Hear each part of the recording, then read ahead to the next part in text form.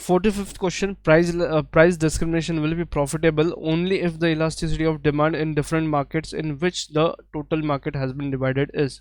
ये है आपका मोनोपोली वाला क्वेश्चन, 4.3 वाला क्वेश्चन है, मोनोपोली का प्राइस डिस्क्रिमिनेशन वाला क्वेश्चन है।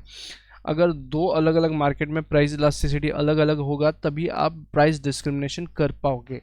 तो यहाँ पे your answer should be B, 45 का बी। चलिए आगे बढ़ते हैं next. Dash is an example of positive economic analysis would B.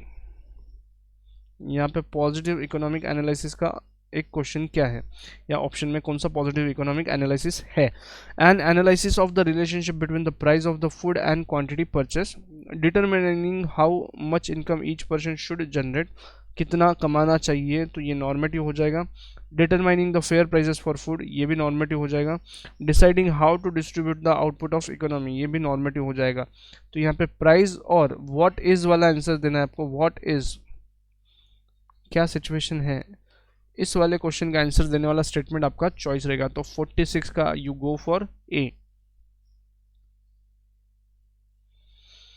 N economy achieves productive efficiency when the best quality goods are produce, the highly skilful resources in the country are fully employed, all resources are utilized and goods and services produced are at least cost। 47 का you should go for C।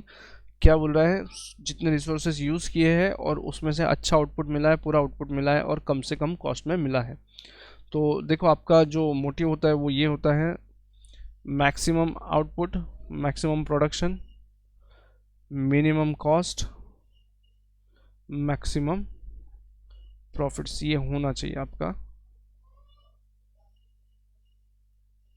Motive. चलिए आगे बढ़ते हैं। Contraction of demand,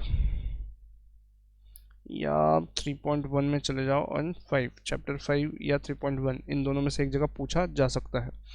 उसके बाद में contraction of demand is the result of contraction of demand, price बढ़ने की वजह से ये सब होता है। तो देखो प्राइस बढ़ने वाला ऑप्शन कहाँ दिया है, increase in the price of goods concern, B वाला आंसर आपका चॉइस रहना चाहिए।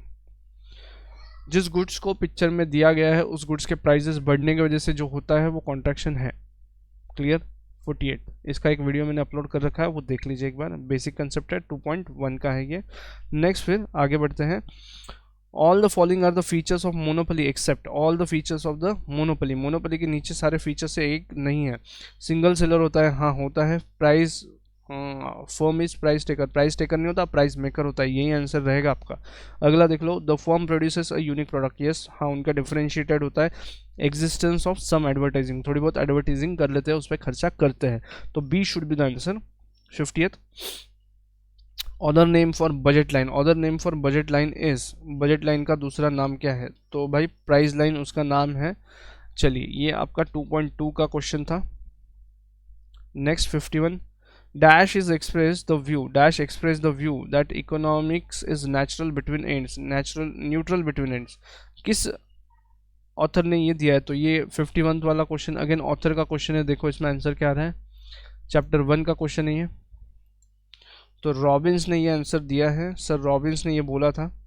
तो आपको एक काम करना है, जेपी के पीछे जितने भी एमसीक्यू वो जो ऑथर का लिस्ट है उसको याद कर लेना है, ठीक है। तो रॉबिन्स, उसके बाद में the law of consumer surplus based on, कौन सी थ्योरी के ऊपर बेस्ड है ये लॉ, किसने दिया है कंज्यूमर सरप्लस का, सर अल्फ्रेड मार्शल ने दिया है। और इन्होंने कौन सी दी थी थ्योरी, कार्डिनल। तो law of diminishing marginal utility वाला एक ले सकते हैं अपन आंसर, जो सारा की सारा मार्जिनल इन्होंने दिया था, सर अल्फ्रेड मार्शल ने। चलिए आगे बढ़ते हैं। Next 53rd, cardinal measurability of utility बोले तो utility can be measured, utility cannot be measured, can be ranked, can be measured in some cases। तो कार्डिनल मतलब C for cardinal, C for countable, ये हमने देखा था, सर अल्फ्रेड मार्शल ने दिया था। यहाँ पे 53 का ए आपका आंसर ले लेना है आपको। नेक्स्ट बात करते हैं 54th की। 54th की बात करते हैं, if two goods are totally unrelated then cross elasticity between them। two goods are unrelated, totally unrelated, इनका कोई लेन देन नहीं है एक दूसरे से, तो प्राइस इलास्टिसिटी क्या रहेगा, जीरो रहेगा, जीरो। 54 का जीरो। देखो क्रॉस प्राइस बोले तो क्या, प्राइस ऑफ वाई और क्वांटिटी ऑफ एक्स। अगर price elasticity, cross price elasticity negative आया तो ये होते हैं कॉम्प्लीमेंट्स, 0 आया तो नो रिलेशनशिप, एंड पॉजिटिव आया तो सब्स्टिट्यूट्स। चलिए नेक्स्ट क्वेश्चन आगे बढ़ते हैं। 55, which is not a function of an entrepreneur, इसमें से कौन सा एंटरप्रेन्योर का फंक्शन नहीं है? Initiating a business enterprise and resource coordination, जी हाँ ये भी है, रिस्क बेरिंग और अनसर्टेनिटी भी है, इनोवेशन भी है, मोबिलाइजेशन ऑफ सेविंग भी है। तो अब इसमें से कौन सा नहीं है? देखो इनोवेशन तो उनको करना ही पड़ता है, रिस्क बेयरिंग और अनसर्टेनिटी बेयरिंग भी करना पड़ता है।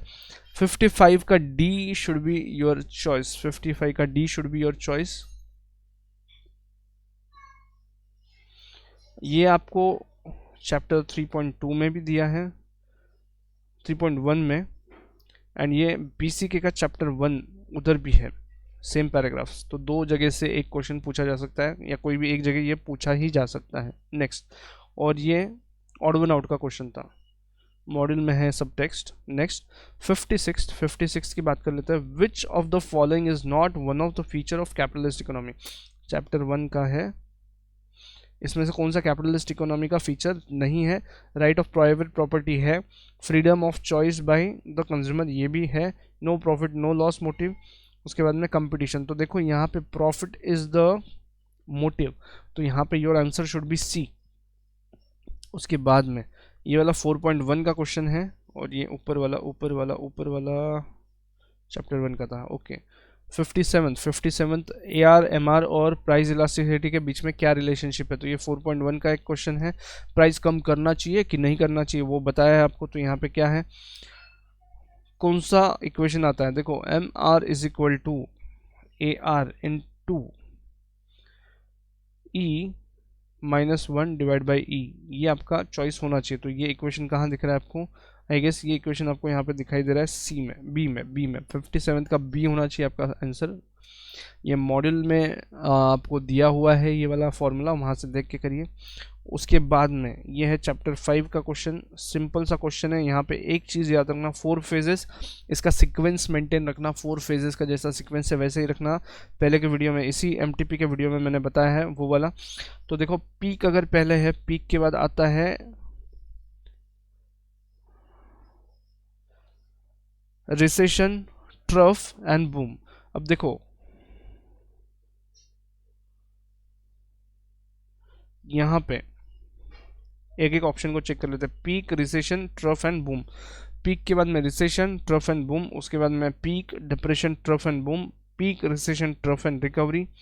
तो ये मेरा आंसर का चॉइस नहीं है। Peak, depression, boost, boom, burst, boom, तो ये भी नहीं है।